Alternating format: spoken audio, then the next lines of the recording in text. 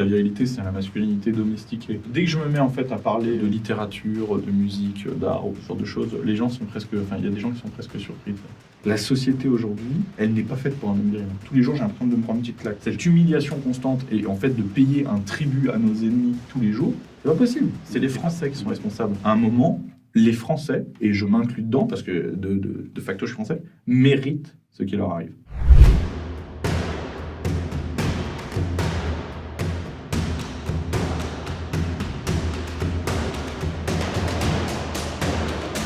Cet entretien est le premier réalisé avec le soutien d'un partenaire. Et ce partenaire, c'est Terre de France, une entreprise qui reverse 100% de ses bénéfices à des agriculteurs en difficulté ou à des familles de militaires. Alors rendez-vous sur terredefrance.fr pour une collection de parfums, de savons ou de maroquinerie entièrement fabriqués en France. Salut Baptiste. Salut. Comment vas-tu Baptiste? Mais écoute, j'ai envie de dire fraîchement réveillé. Ça va, ça va. Oui, il est un peu tôt, ouais. Mais enfin, il est un peu tôt. On a l'impression qu'il est 6h du matin. Faut pas exagérer, il est quand même 10h passées, mais Voilà, je me suis levé il n'y a pas hyper longtemps. Baptiste, comment est-ce que tu aimerais qu'on te présente? Bah, comme tu veux, écoute, j'ai plusieurs casquettes, donc c'est toi qui vois ce que tu préfères dire. D'abord le sportif ou le youtubeur? En ordre chronologique, c'est d'abord le sportif. J'ai été sportif de haut niveau avant d'être youtubeur. Maintenant, aujourd'hui, des places que prennent mes activités, c'est YouTube qui est quand même proéminent.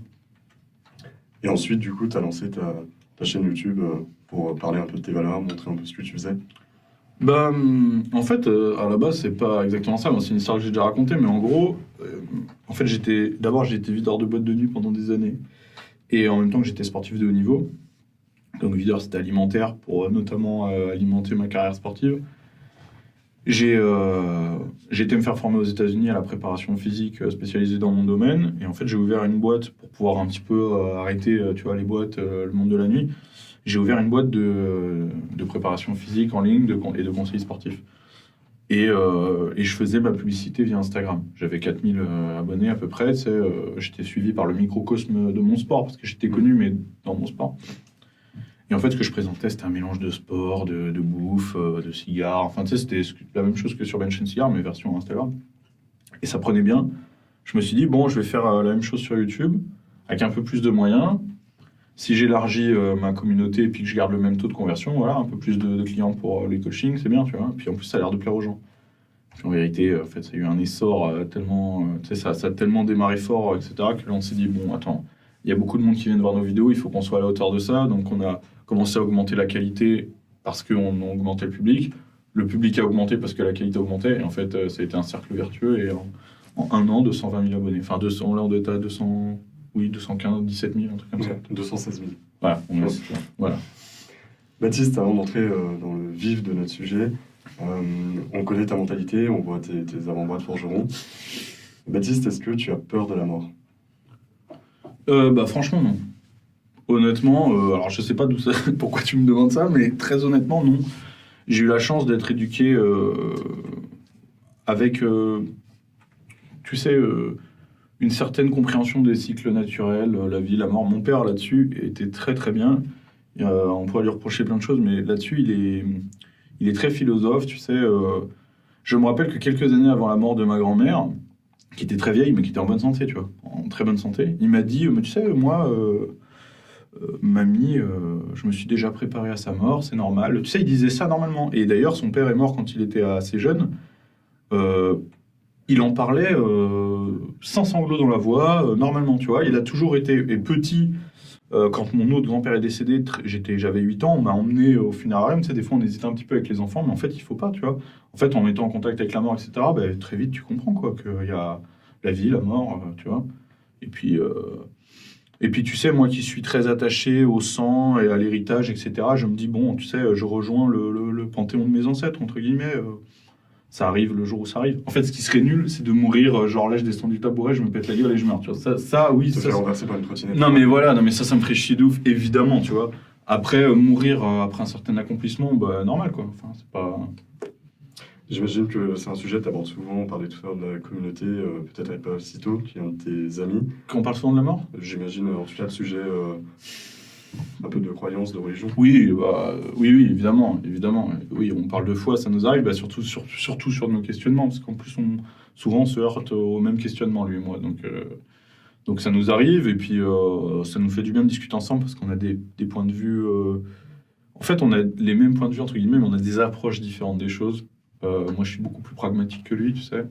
Et lui, il a une vision plus romantique des choses, plus dans l'émotion, tout ça. Et du coup, tu vois, c'est sympa de voir ça tous les deux, de confronter nos points de vue, ça nous aide, ça nous grandit, quoi. Alors, effectivement, je t'ai déjà entendu dire ça de Papacito, et moi, ça m'a fait penser à une citation de Maupassant dans son roman La Petite Roque, 1885, qui dit « Et ça c'est que d'aimer si on sait permettre dans l'amour toute la musique et toute la poésie du ciel et de la terre. » Et j'ai envie de te faire parler un peu de cette dialectique. Est-ce que, d'une certaine manière, Papacito, c'est celui qui va être un peu plus spirituel, un peu plus céleste, ce serait le ciel, et toi, t'es plus matériel, t'es dans le corporel, le charnel, et tu serais la terre? Je sais pas. C'est un peu tôt, peut-être. Non, mais attends, tu me dis ça, il faut que je réfléchisse 2 minutes quand même, mais...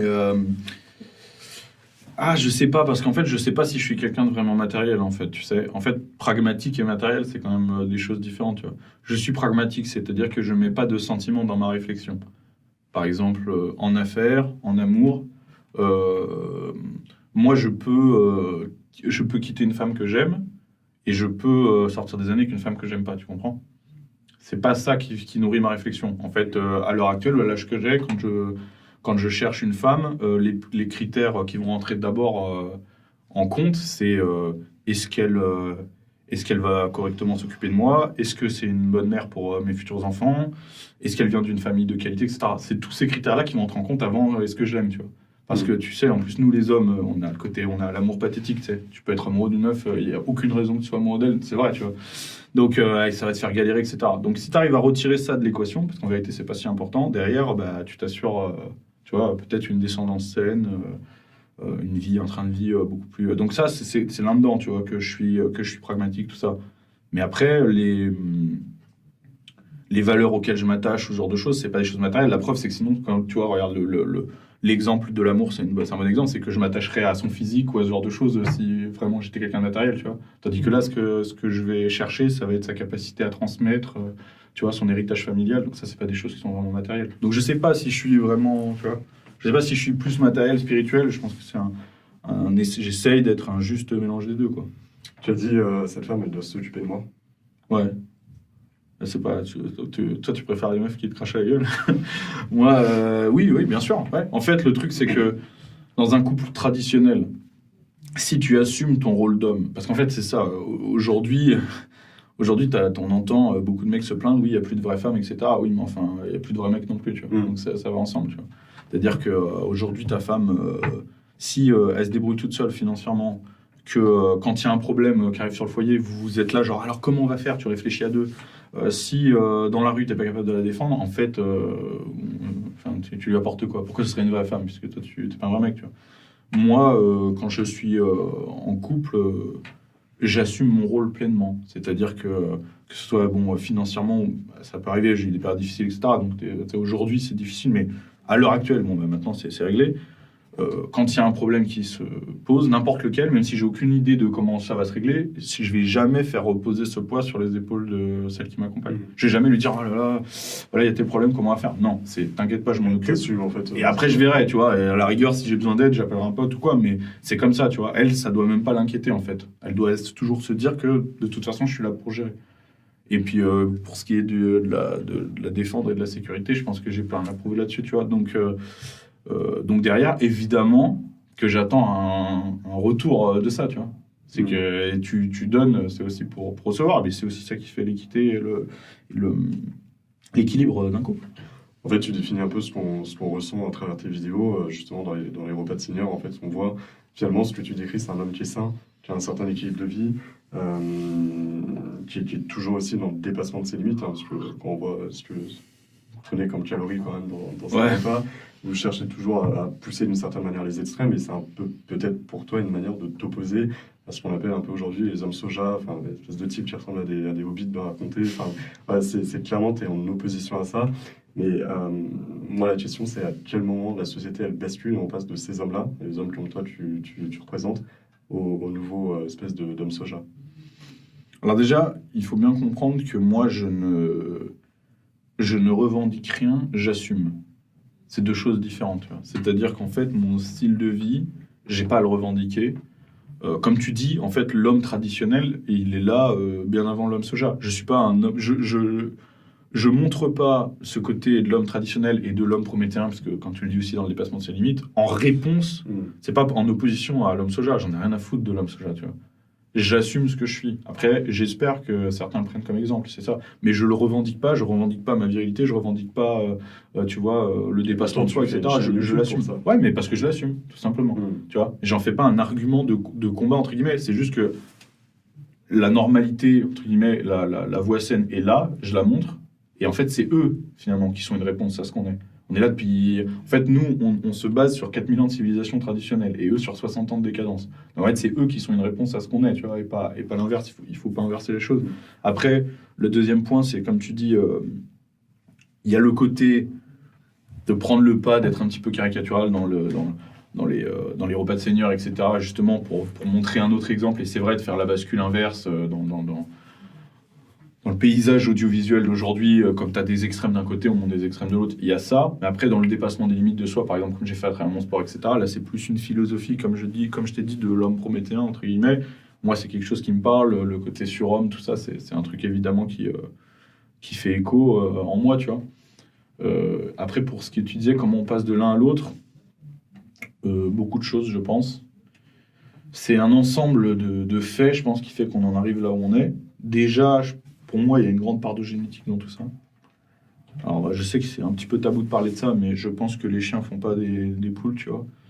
Et que, en fait, successivement, l'histoire a fait qu'on a épuré les justes et les valeureux, tu vois.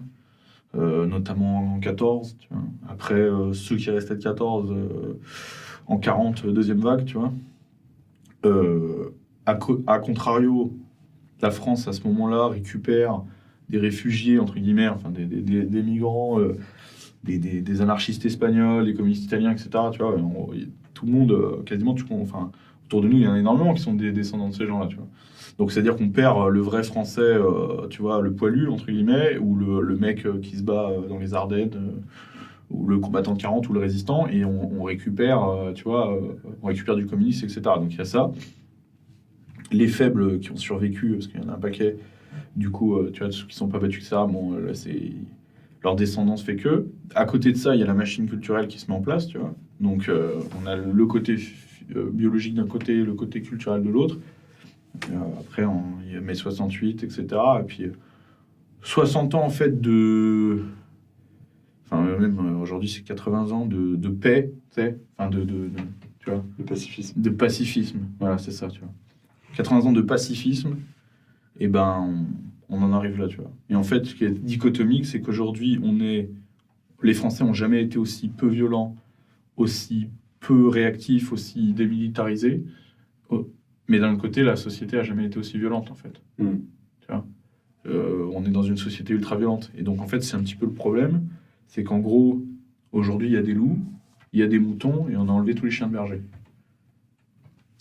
En même temps, c'est une forme de violence aussi que peut-être des hommes comme toi cherchent à incarner, parce que la virilité, c'est une forme d'affrontement aussi face à ces valeurs justement que tu décrivais là. Et il y a un combat à mener, donc, et ce combat, il va forcément se faire dans la violence aussi. Une part du combat, après, c'est toujours pareil, la violence, comme tu dis, en fait, la virilité, c'est la masculinité domestiquée. C'est la masculinité au service de quelque chose. Tu as la violence tribale, tu vois, comme tu vas retrouver dans les sociétés en Afrique, dans certaines sociétés en Afrique, etc. C'est pas de la virilité, ça, tu vois, c'est juste de la masculinité quasi animale. C'est pas, je fais pas de comparatif, hein, je veux dire, tu comprends le fond de ma pensée. Eh bien, la virilité, c'est la violence domestiquée. Et en fait, l'exemple du chien de berger et du loup, en fait, le chien de berger, il peut tuer le mouton aussi bien que le loup. Et d'ailleurs, il peut s'en nourrir, tu vois. En fait, le chien de berger, il est violent que pour défendre le troupeau. Donc, il est aussi violent que le loup. Oui, tu vois, le patou est aussi violent que l'ours, tu vois, ou que le loup. Sauf que voilà, c'est au service de quelque chose. C'est au service de la défense d'une communauté, de la pérennité du troupeau, etc. Donc évidemment qu'il faut retrouver cette violence maîtrisée. Alors, c'est d'abord l'État qui doit la retrouver, puisqu'à la base, c'est l'État, et moi je continue à penser qu'il doit être le seul gardien de la violence légitime. aujourd'hui, on est dans une société où l'État n'est pas capable de le faire, donc on est obligé, parce qu'on va pas se laisser crever. En fait, tu as deux solutions aujourd'hui. Vu que l'État n'est pas capable d'assurer ta sécurité, ou tu te laisses crever, tu fais le mouton et tu attends qu'un loup vienne te chercher, ou bah, tu te démerdes tout seul et tu essaies de devenir un chien de berger, puisque les chiens de berger sont pas là. Tu vois. Donc c'est ce que certains font, c'est ce que moi je fais évidemment, mais j'aspire pas à ça. Ce que j'aspire, c'est qu'un jour, ce soit l'État qui soit garant de la sécurité, de celle de mes enfants, etc. En attendant, évidemment, je fais le travail. Tu parlais tout à l'heure donc, de virilité et de virilité domestiquée. Il y a peut-être un autre modèle aussi de virilité à la française, le dandisme à la française, un Frédéric Moreau qui traverse Paris, Phyllis de Vandelesse, dans des grands romans comme ça, qui sont dans la romance vis-à-vis des femmes. Est-ce que ces hommes-là ne sont pas pour autant virils? C'est pas en opposition, hein. Je veux dire, je vois pas tellement le rapport entre le fait d'être dans la romance ou vis-à-vis des femmes et le fait d'être un homme accompli, capable de défendre son foyer. En fait, c'est l'exemple de Cyrano, tout simplement. Tu vois. Je pense que oui, effectivement, Cyrano, c'est l'exemple de virilité à la française. Mais les Français ont toujours été considérés comme ça, hein, comme des romantiques, des parleurs avec les femmes, tout ça. T'as des mecs comme Antoine Lassalle, par exemple. Antoine Lassalle, c'est vraiment la virilité à la française, tu vois, avec des putains de lettres d'amour à sa femme, des commandos la nuit pour aller récupérer sa gonzesse aux mains de l'ennemi, et à côté, c'est le plus grand hussard qu'on ait connu. Donc, et puis, c'est le club, il a fait un truc qui s'appelait le club des oies soiffées. C'était un club de gentlemen, entre guillemets, où il fumait la pipe, il buvait de l'alcool. Ça, il fallait avoir battu à la guerre. Ça, c'est vraiment un peu l'esprit, comme tu dis, c'est l'esprit que tu décris, tu vois, du français, du vengeur romantique, quoi. Ok, mais donc tu peux être à la fois raffiné et en même temps viriliste. Bien sûr. Mais en fait, il n'y a qu'aujourd'hui qu'on oppose ça. C'est évidemment, on tombe. Tu regardes, en plus, moi, qui de par ma discipline et un physique particulier, tu vois, évidemment, tout le monde, dès que je me mets en fait à parler de littérature, de musique, d'art, ou ce genre de choses, les gens sont presque. Enfin, il y a des gens qui sont presque surpris, tu sais. Mais ça n'a aucun sens, en fait. Ça n'a aucun sens parce que notre civilisation, elle est appuyée sur des millénaires de civilisations, notamment helléniques, qui ont toujours défendu ce modèle. C'est-à-dire que Platon, Aristote, c'était des lutteurs, des pugilistes et des philosophes, en fait. C'est un temple dans son esprit, une citadelle dans son corps. C'est un modèle européen millénaire. Donc, en fait, aujourd'hui, de dire qu'on doit être ou un intellectuel, ou un artiste, ou un soldat, en fait, c'est un aveu d'échec. Ça veut dire juste que vous n'êtes pas capable d'être les deux. Mais ne m'incluez pas dans votre truc. Alors, je ne dis pas que je suis un intellectuel, etc. En tout cas, j'essaye de ne pas être complètement à la ramasse. Bien sûr que tout le monde a des prédominances, et que moi, je suis peut-être plus un sportif, et peut-être plus un soldat qu'un, entre guillemets, hein, je mets soldat au sens large, hein. Qu'un intellectuel, mais j'estime pas être complètement dénué de culture, de réflexion et de sens artistique. Tu parlais de Prométhée tout à l'heure, ça m'a fait penser un peu à cette dialectique entre Athéna et Poséidon qui essayent tous deux de contrôler la ville d'Athènes, et en fait finalement, in fine, c'est l'intelligence d'Athéna qui elle offre un olivier par rapport à Poséidon qui lui tape, et finalement en fait c'est presque l'intelligence qui l'emporte sur la force. Est-ce que aujourd'hui on arrive à une société où la femme, les valeurs féminines l'emportent sur ses valeurs un peu plus robustes et ses valeurs masculines? La raison du plus fort est toujours la meilleure, tu connais. En fait, je pense qu'il faut être les deux, parce qu'en fait, on a beau dire ce qu'on veut, dans l'histoire, ça ne se vérifie pas. C'est pas le plus intelligent qui l'emporte. C'est souvent le plus fort. Le truc, c'est que pour devenir le plus fort, il faut souvent être intelligent. C'est ça la vraie question. Parce que, en vérité, tu peux avoir la meilleure stratégie possible. Si t'as pas la force pour la défendre, pour l'accomplir, ça donne rien, tu vois. Et dans les rapports, plus tu descends dans les rapports, c'est-à-dire qu'en fait, dans des grandes prises de décision d'État, etc., mais plus tu descends à échelle humaine, plus en fait la raison du plus fort domine sur tout, quoi. Et on le voit aujourd'hui. Hein. Aujourd'hui, pourquoi les Français se font marcher dessus et se font piétiner, c'est pas parce que c'est les moins intelligents. De tous les peuples qui vivent en France, c'est pas les Français les moins intelligents, on est d'accord. Pourtant, c'est quand même eux qui subissent, parce que c'est eux les moins forts. Mais comment t'expliques cette perte d'honneur et de dignité, quasiment? C'est laisser marcher dessus.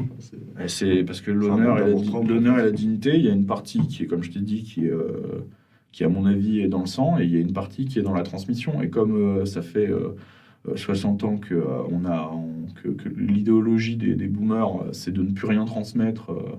En fait, les mecs arrivent. C'est déjà, on est tous des fils et filles de divorcés. Tu vois, la moitié des gens, ils n'ont pas grandi avec leur père. Leur père leur a pas transmis grand-chose.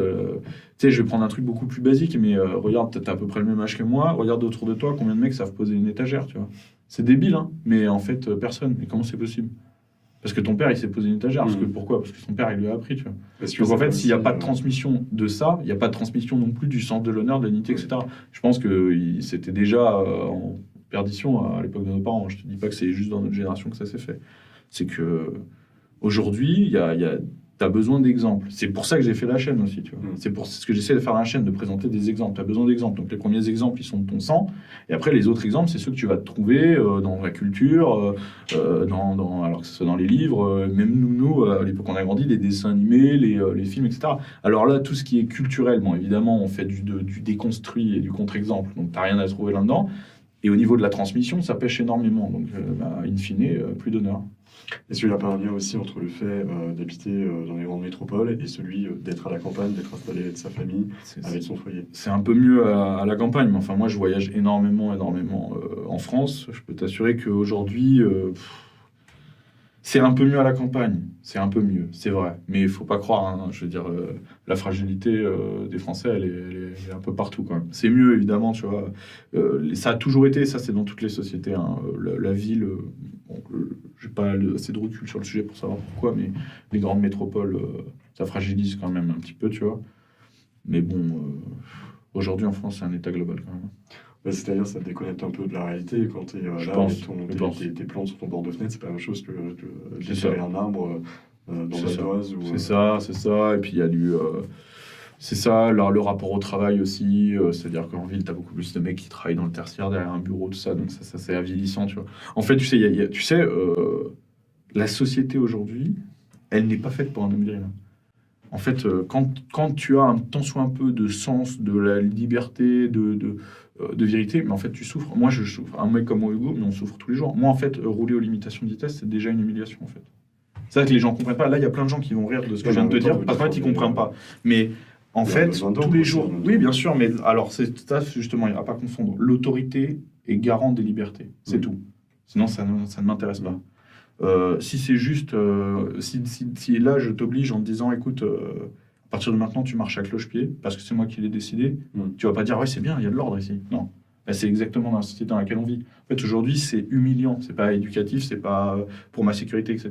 C'est humiliant. Tous les jours, j'ai l'impression de me prendre une petite claque. Chaque fois que je rentre dans un magasin et que je dois mettre un masque, c'est une humiliation pour moi. Je m'humilie. Chaque fois que je suis sur une route, il y a 4 voies et je dois rouler à 90 alors que je suis pressé, tu vois, je m'humilie. Chaque fois que je passe au péage et que je paye 30 balles sur une route alors que ça devait être gratuit depuis des années et que la route, il y a des nids de poules où j'encule ma voiture, je m'humilie. Chaque fois que je fais ma déclaration d'impôt et qu'en fait, le fruit de mon travail, tu vois, je l'ai arraché, qu'on m'a rien donné, je dois le donner à des gens qui vont me donner des associations LGBT, etc., je m'humilie. Et en fait, c'est tous les jours. Quand je suis dans les bouchons, tu vois, là, à Paris pour venir, parce que Hidalgo, cette connasse, elle a décidé qu'il fallait mettre, tu vois, des pistes cyclables, des voitures électriques, etc., et qu'on n'en avait rien à foutre des travailleurs de banlieue. En fait, je suis obligé de me soumettre à l'autorité de gens qui, dans une société traditionnelle, seraient bons à ramasser le crottin. D'accord? Hidalgo, Larcher, ces gens-là, Macron, etc. En fait, ils descendent de gens... dévirilisés, en fait. Comment?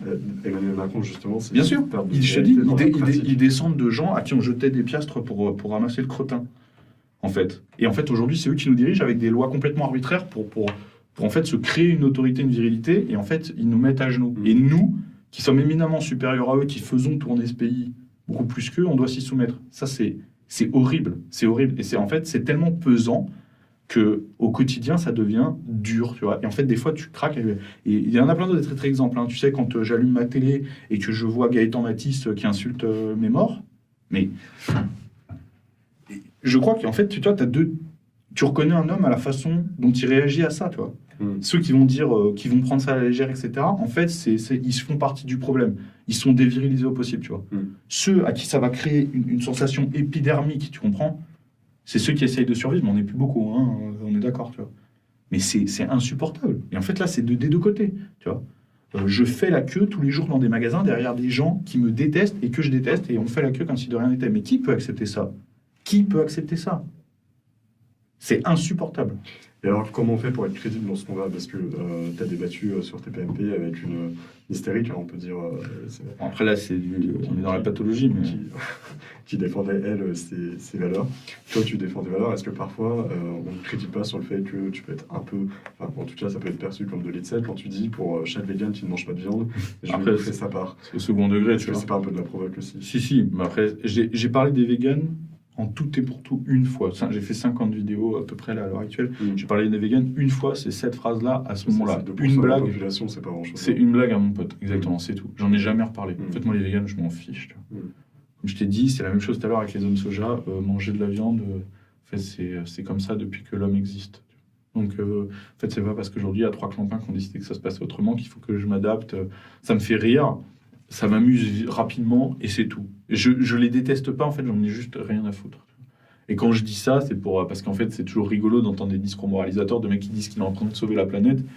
En fait, moi, je dis, je mange ta part, comme ça, le mec a l'impression de rien faire. C'est juste pour le rabaisser un petit peu, parce que c'est toujours rigolo d'humilier, tu vois, le gogol du fond de la classe, mais après, c'est tout, tu vois. Mais tu tues des animaux, Baptiste, c'est pas bien. Bah si, c'est bien, c'est la nature. Qu'est-ce que tu veux que je te dise? C'est Dieu qui a décidé ça comme ça. Dieu ou la nature, choisis ce que tu veux, mais moi, je tue des animaux et j'en protège aussi. Enfin, j'ai ma place dans le cycle naturel des choses. Tu vois, j'ai des pouces opposables, c'est justement pour construire des fusils. Hein. Qu'est-ce que tu veux que je te dise? Justement, Dieu, tu l'abordes et c'est tant mieux. Je voulais t'interroger un peu là-dessus. Comment t'en es venu à... Je crois que ta conversion, elle a été plutôt progressive, assez récente. En fait, oui et non, hein, parce que je suis quand même baptisé. Je suis quand même baptisé, etc. Après, le truc, c'est que la religion catholique, aujourd'hui, elle a tout pour être détestable par les hommes comme nous. En fait, l'Église moderne la présente d'une façon où, en fait, tu as l'impression qu'elle est incompatible avec nos valeurs, alors que c'est exactement l'inverse. Donc, évidemment, comme la plupart de mes homologues, j'ai vu un rejet face à ça, parce que je me suis dit, bah non, mais ça me convient pas, en fait. Qu'est-ce que c'est que cette histoire? Tendre la joue gauche, accepter les clandestins... tu vois, non, en fait, juste non. Oui, ça, c'est récent. Voilà. Exactement. Non, mais même, ça fait quelques temps que tu vois que c'est un peu comme ça, quoi. Avec le nouveau pape, c'est encore pire. Et donc, en fait, juste non, quoi.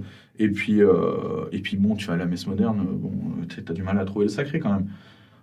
C'est en parlant, en fait, tu sais, c'est l'histoire qui m'a raccroché à la religion, je pense. Tu vois. C'est-à-dire que moi, j'ai toujours été catholique de tradition, parce que pour moi, la tradition, ça a toujours été d'une importance primordiale. Donc, j'ai jamais eu de rejet, jamais eu de période anticléricale ou quoi. C'était pas le cas, tu vois. Toujours la tradition catholique, Noël, etc. Mais en fait, et la foi, c'est pas ça la question en vérité, tu vois.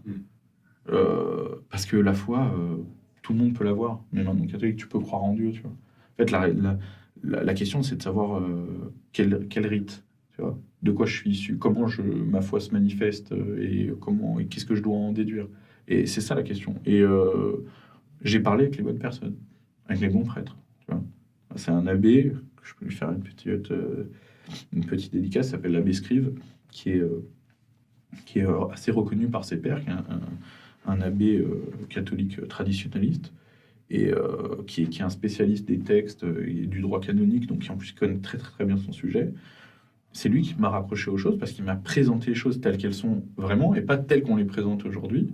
Et là, j'ai trouvé une véritable compatibilité. Et ensuite, par la tradition, en allant à l'église romaine, en allant à la messe tridentine, et puis en m'agenouillant sur les pierres de l'église, avec les prières en latin, etc., là, j'ai compris, tu sais. C'est-à-dire que tout ce qu'on t'a dit, tout ça prend un sens que tu ressens à ce moment-là. C'est comme ça que, pour moi, les choses sont faites. Aujourd'hui, je vais à la messe tous les dimanches. C'est comme ça, tu vois. Mais je n'en fais pas un combat, entre guillemets. C'est-à-dire je n'utilise pas Dieu comme argument. Parce qu'en fait, ça plombe le débat.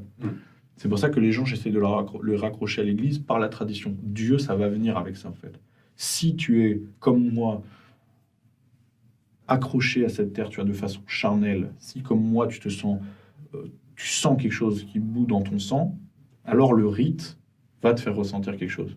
Tu vois, j'ai pas besoin de te donner des arguments sur l'existence de Dieu ou l'importance de l'Église, tu vas le ressentir. Mais pour donner envie aux gens de revenir dans une église, dans une véritable église, dans une vraie messe donnée par un vrai curé, il faut travailler l'image de l'Église et montrer que c'est pas juste des petits mecs en pantalon rouge avec, tu vois, en barbour, avec tous les boutons de chemise fermés, quoi. Non, mais parce que c'est ça aussi. Hein, c'est triste à dire, mais ça rebute les gens. Ouais, des mecs comme moi, ça les rebute. Tu vois. Tu regardes forcément tes congénères avant d'aller quelque part. Tu te dis, si tu te reconnais pas en eux, tu te dis, c'est pas pour moi. Dieu apparaît aussi parfois quand on vit, quand on perd quelqu'un ou quelque chose et qu'on se rend compte que Dieu est toujours là. Est-ce que, on parle très peu de ta vie personnelle, est-ce que tu as pu sentir parfois une question d'abandon ou ressentir un manque Non. et le combler avec Dieu? Non. C'est pas ce genre de sentiment qui m'a amené là. Moi, je suis pas un catholique du désespoir, entre guillemets, c'est-à-dire j'ai perdu un truc et puis là, il faut que je me raccroche à quelque chose. Ça, c'est pas fait comme ça, tu vois. Justement, sur cette vie personnelle, je vais revenir un petit peu sur ton parcours.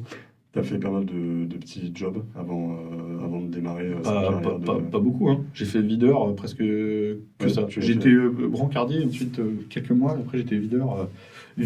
Bon, j'ai fait d'autres métiers aux alentours de la sécurité, c'est-à-dire par exemple, j'ai été physio à Porte de Versailles, c'est pour les salons. Mais bon, c'est quasiment le même genre de métier. Hein. Tu vois, c'est juste que une boîte de nuit, c'est un salon. J'ai fait rapidement du contrôle de fret aussi, tu vois. C'est pareil, c'est de la sécurité, tu sais, dans les camions, tout ça. Mais sinon, j'étais videur, enfin portier de bar et de boîte la majorité du temps avant d'ouvrir ma boîte de coaching. Et comment t'en passes de ces petits métiers à te dire je vais influencer des gens, je vais leur donner envie de... Bah, t'as vu, je t'ai raconté tout à l'heure comment la chaîne elle est née, hein, entre guillemets. J'avais valeur d'exemple dans mon sport avant, tu sais. Et en fait, j'ai compris que l'autorité que me donnait... En fait, tu sais, c'est le biais d'autorité. En fait, il faut l'utiliser à son avantage. C'est un biais, hein, parce qu'en fait, c'est-à-dire que comme faisais partie, entre guillemets, des meilleurs, c'est pas pour me jeter des fleurs, ça, mais tu sais, j'étais bien classé en France. J'avais un record de France, etc. Les gens avaient... Europe aussi. Non, pas record, mais j'étais champion d'Europe, mais je veux dire, j'ai un record de France qui est encore valide. Bon, bah, t'es le meilleur dans ta catégorie, tout ça. Les gens, du coup, ils te suivent pour ça, mais en fait...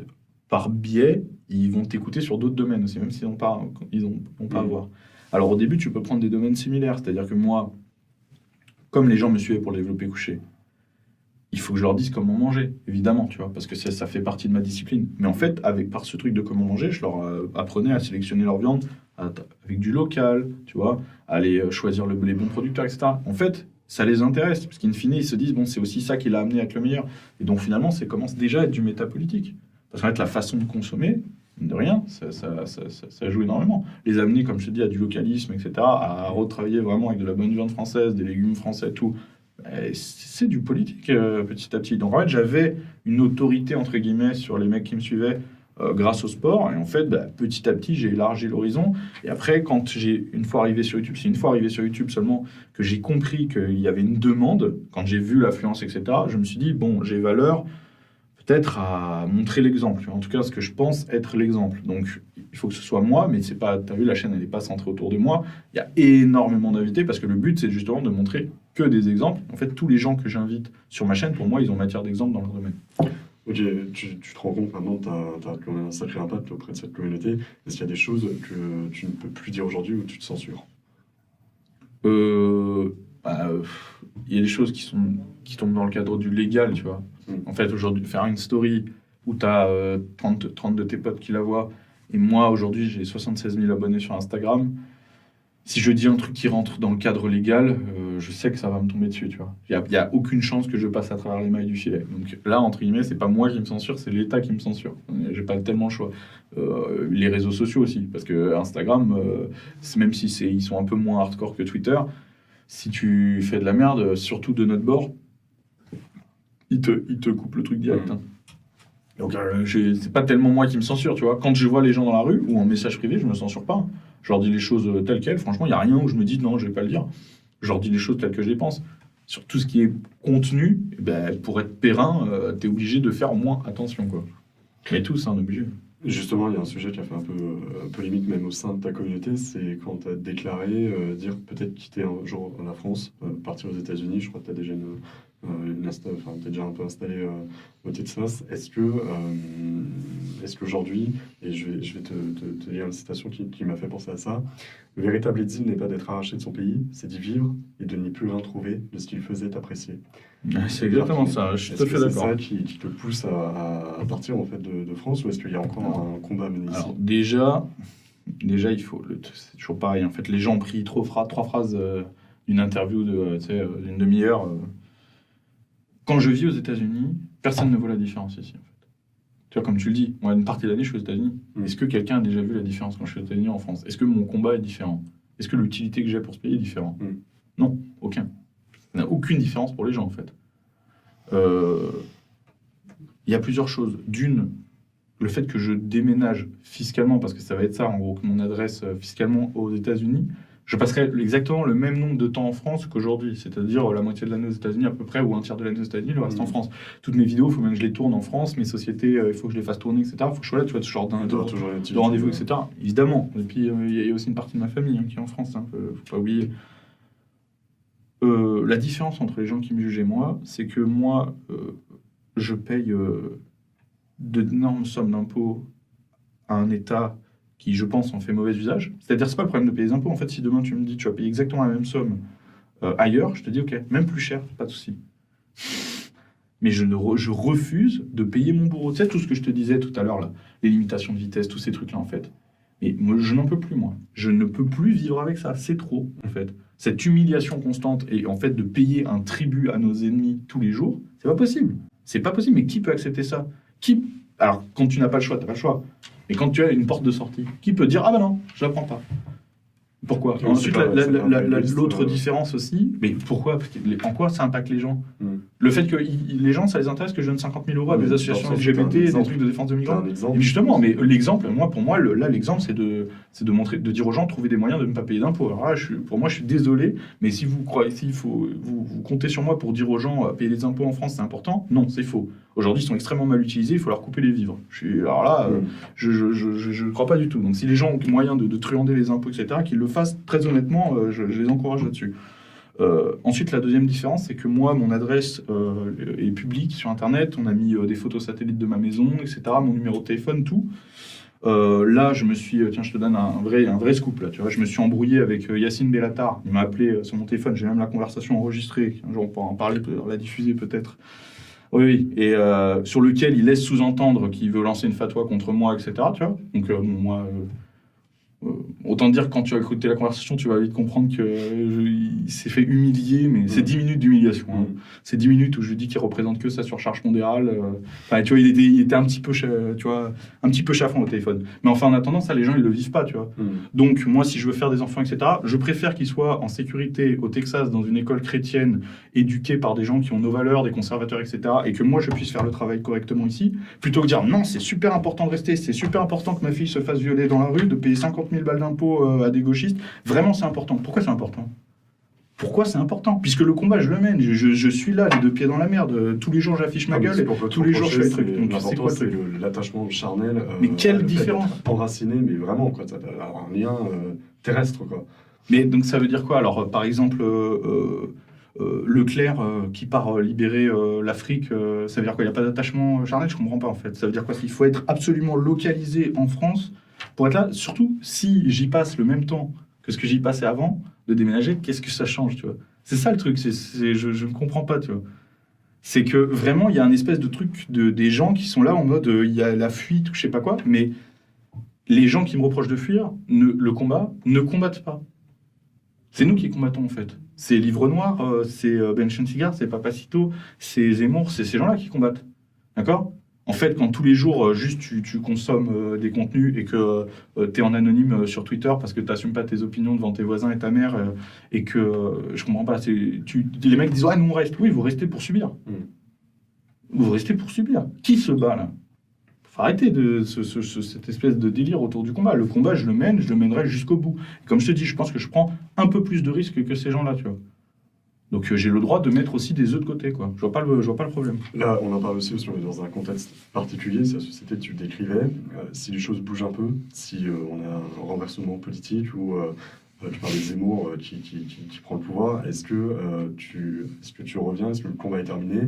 Comment tu t'imagines la France ça passe en un jour. Bah justement, comment t'imagines la France dans 10 ans, 15 ans, 20 ans?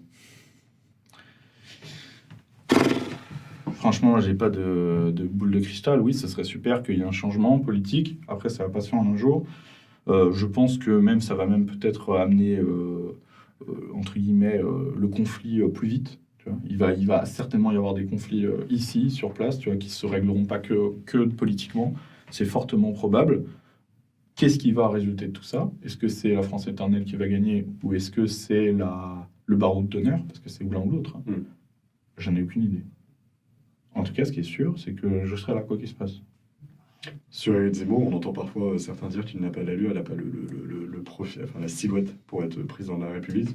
Bon, peut faire un peu freluquer. Oui. Qu'est-ce que tu en penses? Justement, est-ce que toi, tu penses qu'il n'a pas le gabarit pour être président?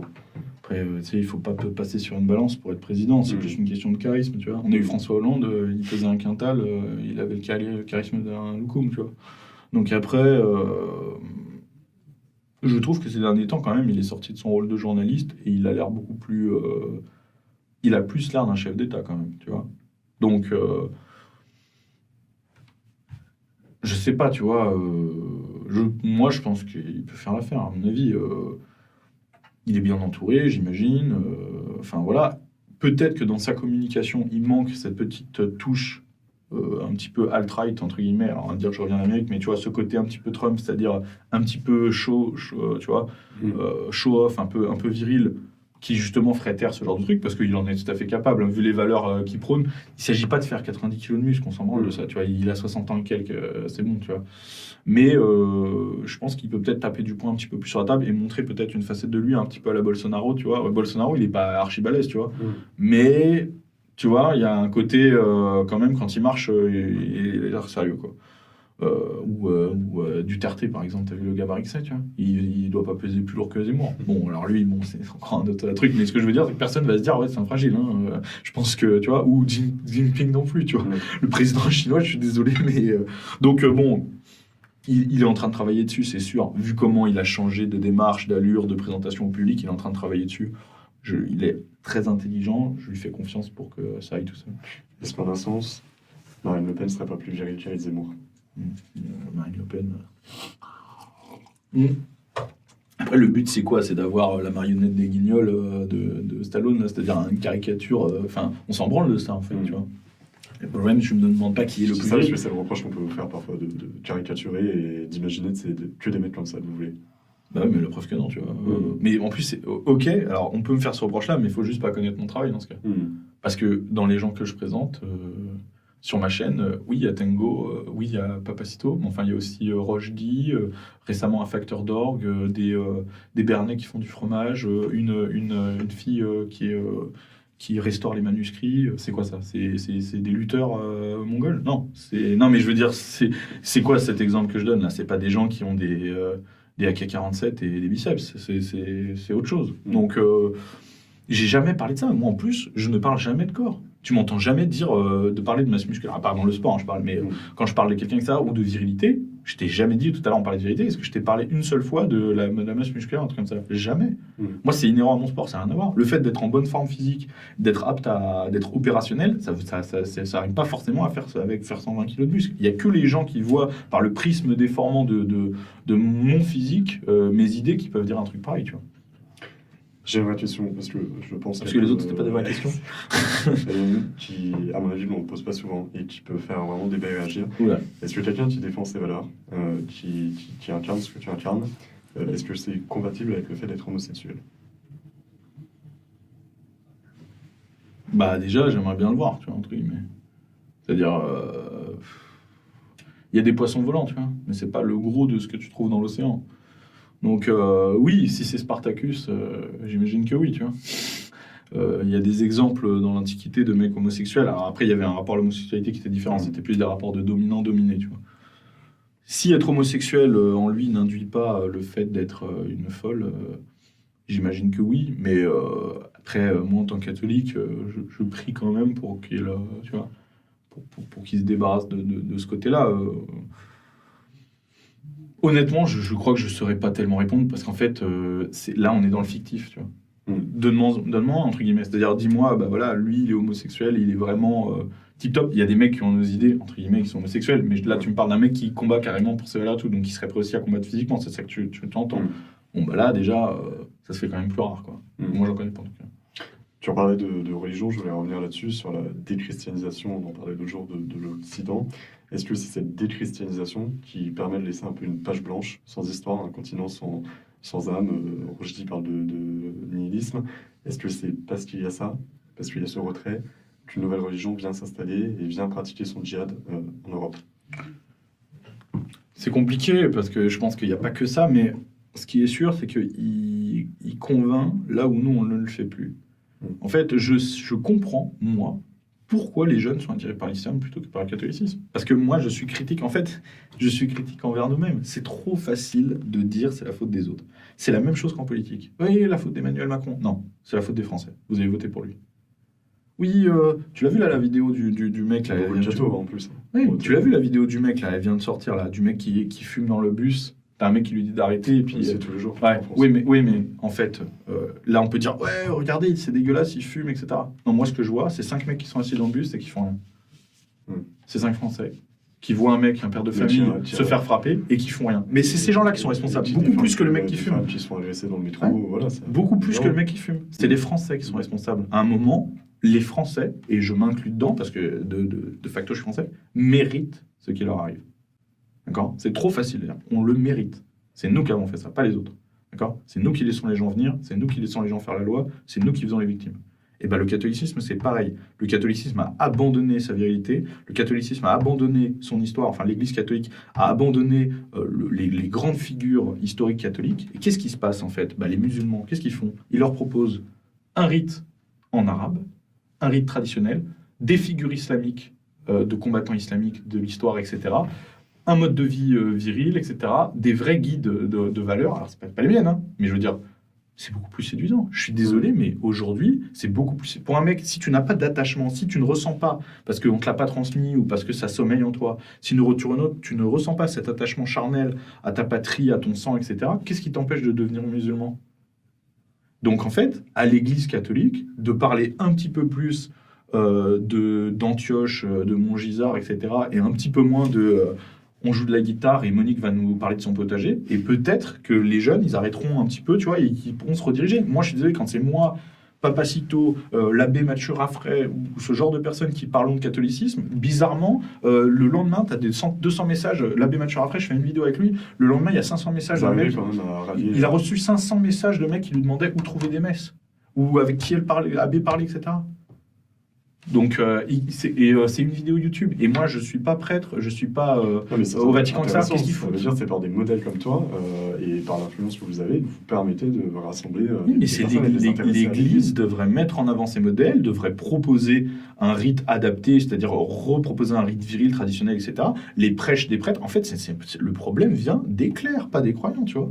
Le problème vient des clercs. Et d'ailleurs, l'abbé Mathieu Raffray, que je viens de citer, le dit, ou l'abbé Laguéry, ou ce genre d'abbé, le disent très clairement, tu vois. Donc, à un moment, il faut balayer devant notre porte. L'islam, elle a pris la place qu'on a laissée, mais c'est notre faute. Mais comment t'expliques qu'on n'arrive pas à séduire autant avec des héros, des soldats qu'on a eu comme Charles Martel, Richelieu?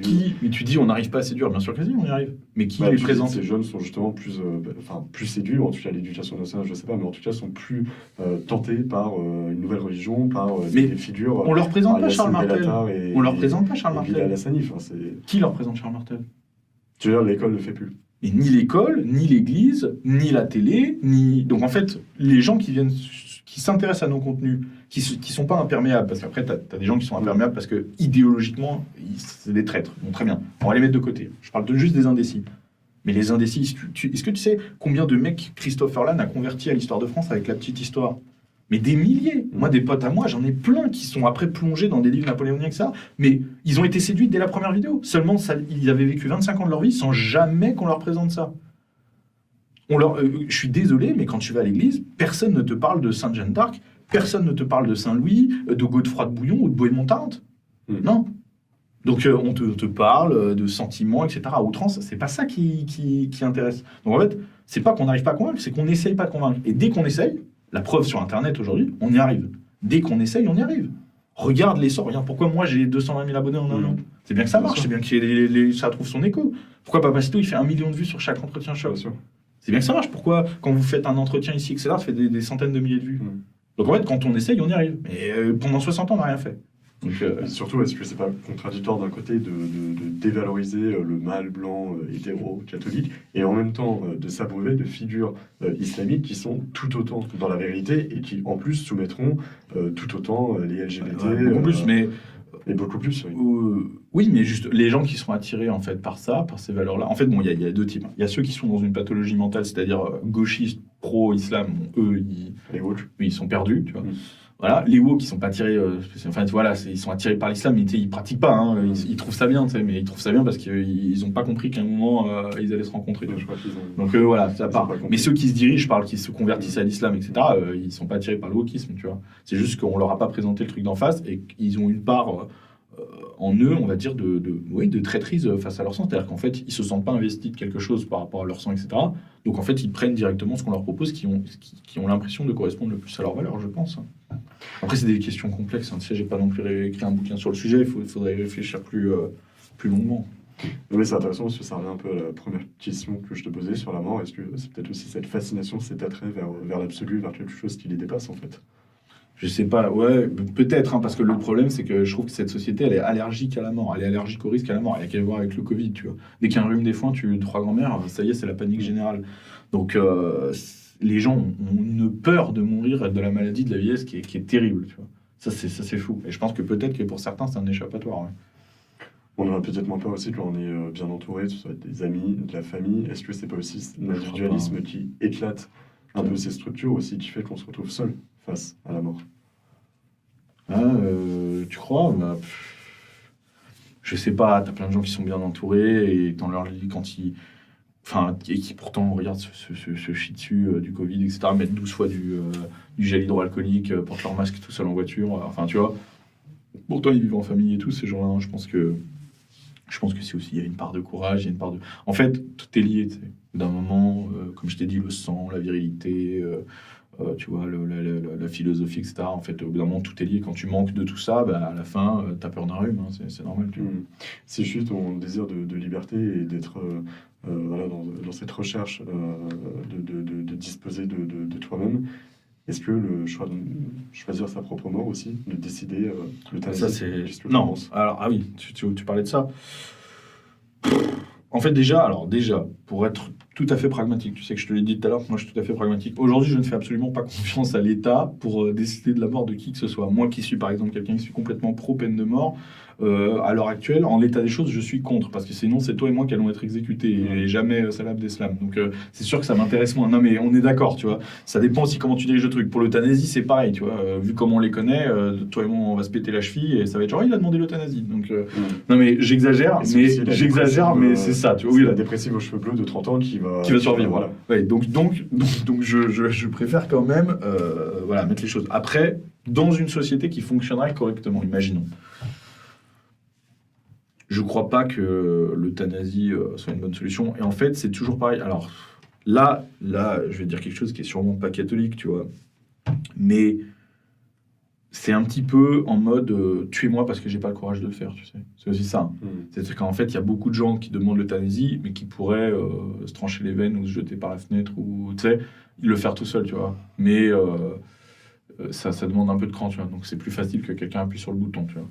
Je pense qu'il y a une part de ça. Honnêtement, après, c'est un sujet complexe.